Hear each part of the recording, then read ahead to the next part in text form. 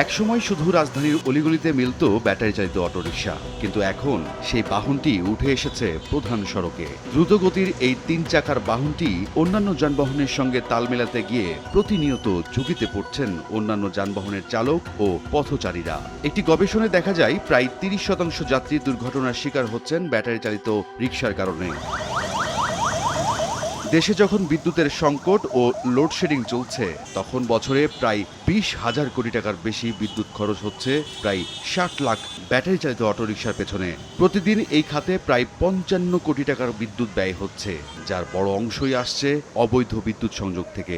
সারা দেশে বিদ্যুৎ সংকটের মধ্যে দিয়ে পার হচ্ছে, ঠিক তখনই এই রাজধানীর শিল্পাঞ্চল এলাকা অর্থাৎ তেজগাঁ শিল্পাঞ্চল এলাকাগুলোতে রাস্তার ফুটপাতের উপরেই কিন্তু এইভাবেই অবৈধভাবে যে লাইনগুলো নেওয়া হয়েছে, সেখানে কিন্তু ব্যাটারি চালিত অটো রিক্সাগুলো চার্জ দেওয়া হচ্ছে।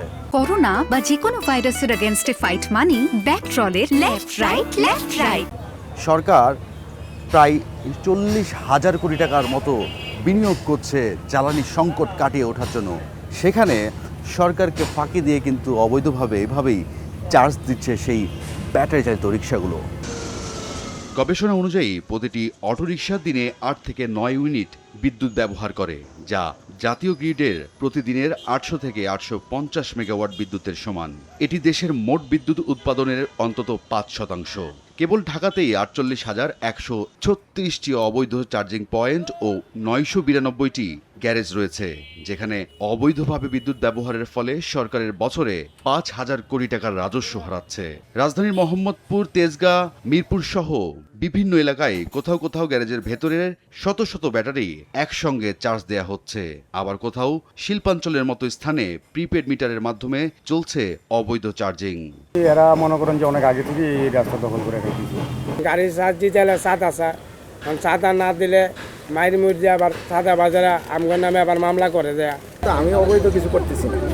হ্যাঁ, আপনারা বলতে পারেন যে ফুটপাথ। হ্যাঁ, এখন আমরা যারা রিক্সার বেসিক্যালি যারা আছে, মানে আপনার কি মানে এখানে কি মানে সেই লাইনটা কয়টা আছে, এখানে মিটার কয়টা আছে? আমার একটা মিটার আছে। জ্বালানি সংকট ও গ্রিডের উপর চাপ কমাতে সরকার এবার অটোরিকশাকে নিবন্ধনের আওতায় আনার সিদ্ধান্ত নিয়েছে। সিটি কর্পোরেশন ও পৌরসভার মাধ্যমে নিবন্ধন দেয়া হলেও রিকশাগুলো কেবল সৌর বিদ্যুৎ দিয়ে চার্জ দেওয়া বাধ্যতা চালু হতে যাচ্ছে। তবে সৌর বিদ্যুতে যাওয়ার পরিকল্পনায়ও চ্যালেঞ্জ দেখছেন বিশেষজ্ঞরা। বিশাল সংখ্যক রিকশার জন্য প্রয়োজন হবে solar charging station, solar storage ব্যবস্থা, নিরাপদ চার্জার, মিটার ভিত্তিক হিসাব এবং কেন্দ্রীয় নিয়ন্ত্রণ।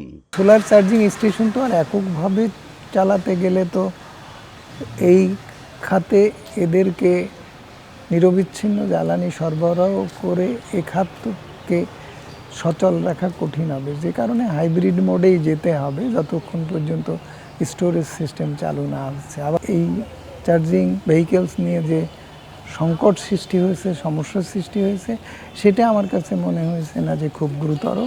এটা সমাধান করা সরকারের আয়ত্তের মধ্যেই আছে। সড়কে শৃঙ্খলা ফেরানোর পাশাপাশি জ্বালানি সংকটের দ্রুত সমাধান চান সাধারণ মানুষও। রায়দুল ইসলাম শুভ, সময় সংবাদ, ঢাকা।